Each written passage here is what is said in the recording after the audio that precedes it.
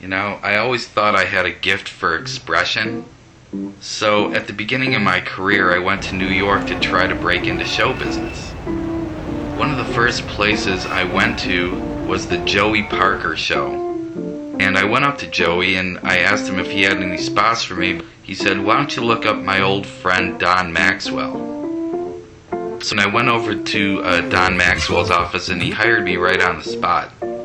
He was like this publicity agent and a publicist and a talk show host. And the more I worked around Don, the more I found out that he was a New York show business legend. He'd been broadcasting for about 50 years and he featured some of the most obscure entertainers that you can imagine. Some of these people included Dante, Swami of the Accordion, and Master of the Invisible Handshake, Fabrini, the Singing Psychic, and Tony Moreno, the Society Troubadour, raconteur, character actor, artist, fashion designer, singer, guitarist, bicyclist, lecturer, producer, director, and the busiest man of quality around. So I was Maxwell's talent coordinator, which meant I kind of followed him around and did whatever needed to be done. But because he had a cable access TV show, there was like really low budget, so sometimes I got paid off in meals.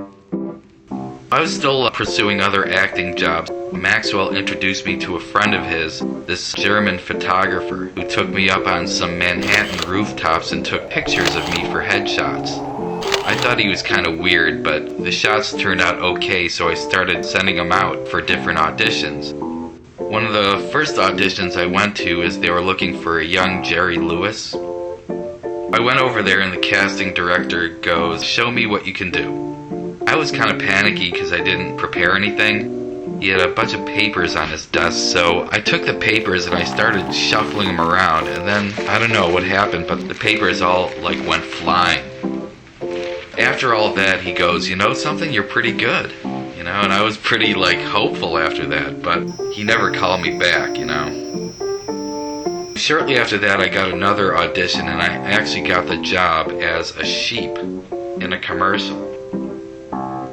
It was like a commercial for a betting company, and in the commercial there was this guy having trouble sleeping, so he was counting sheep jumping over a white picket fence. So they had about 6 of us, dressed up as sheep, with the big fluffy white outfit and the floppy ears. And I was the shortest one there. When it came time, the director yelled action, and everybody started to jump over the fence. When it came to my turn, I couldn't jump over because the fence was too high.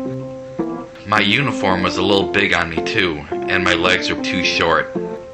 I was mortified that I couldn't jump over the fence, and then the director yelled, "Cut."